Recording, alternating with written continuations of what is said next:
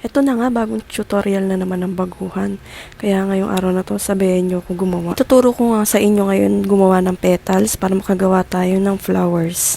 Una, ayan, sukat muna tayo ng ribbon para sa ating petals.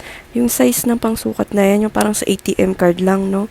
Pari 5 ikot lang yung ginagawa ko lagi. Para magpantay nga yung sukat ng bawat petals. Napansin ko kasi dati, pag nagre-ribbon ako at nagsusukat ako, ginagawa ko mga 10 ikot, ganun.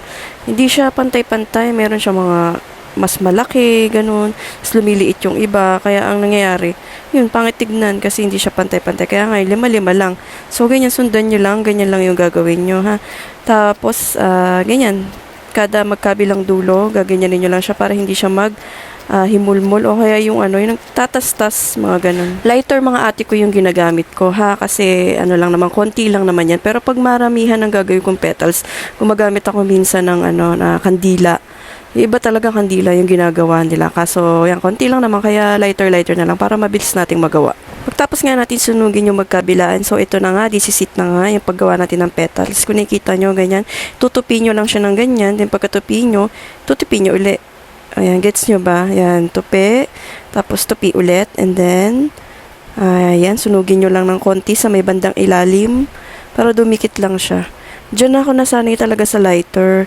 Kasi yung ginagawa ng iba naman, glue gun yung ginagamit nila. Kaso una, nag-umpisa pa lang ako, glue gun talaga yung ginagamit ko kasi nahirapan ako sa lighter. Pero natutunan ko na yung lighter.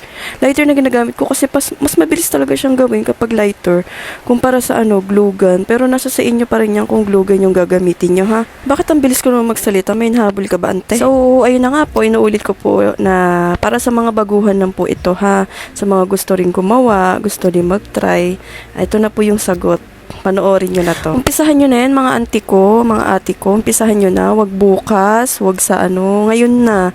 Tara na, sabayan nyo na akong gumawa. Namimilit lang, no? Hindi kasi, diba, kapag sa mga ikalawa nyo pa yan, pag-iisipan nyo pa yung paggawa, wala kayong magagawa niyan. Kaya, ayun pa lang, umpisahan na, diba? So, yun na nga, nandito na tayo sa pagdikit. Pinainit ko lang yung glue gun, nung uminit na, pagsunod-sunod rin lang natin. Ang ginamit ko nga pala na method yung 5, 4, 3, 2, 2 na method. Ayan kung mapapansin nyo, diba?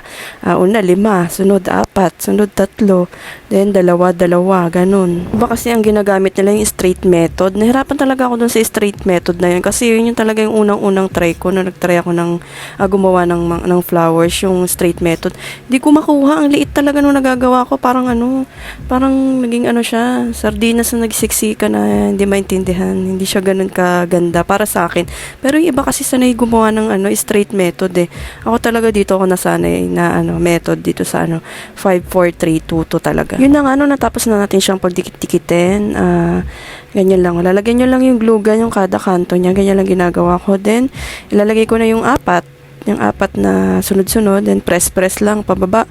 Ilalagay uli ng glue gun. Yung 3 naman, ilalagay mo. Yun, press lang uli para hindi naman lumaki yung awang-awang niya sa dyan.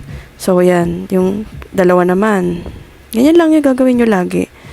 Mas madali kasing gawin to compare dun sa straight method. Kapag baguhan talaga, ang hirap ng straight method. Pero kayo, try nyo rin para sa mga baguhan para ma-experience nyo rin, tulad ko. So, ganyan na nga po yung ginawa ko. Yung stick, nilagyan ko lang po siya ng glue gun. Then, sinut ko lang siya dun sa may pangalawa na ganyan. No? Nilagyan ko lang siya ng glue gun uli. Yan. Para po yan, ilalagay natin yun sa gitna ng flowers natin, ha? Ikot-ikuti mo lang siyang ganyan. Sobrang init ng glue gun, grabe. Kaya umpisahan nyo na rin pong gumawa para may kasabay naman akong mapaso-paso dito. Tignan mo naman. Pag okay na nga yan, isushoot na natin dyan siya sa gitna. Hindi, sukat-sukatin lang natin saan siya magandang pwesto. Ayan, lagyan naman natin ng glue gun. Yan, para dumikit. Then, press lang. Ganyan lang po yung gagawin natin. Sana may natutunan kayo ngayon dito sa tinuro ng isang baguhang dinggaya ko, ha?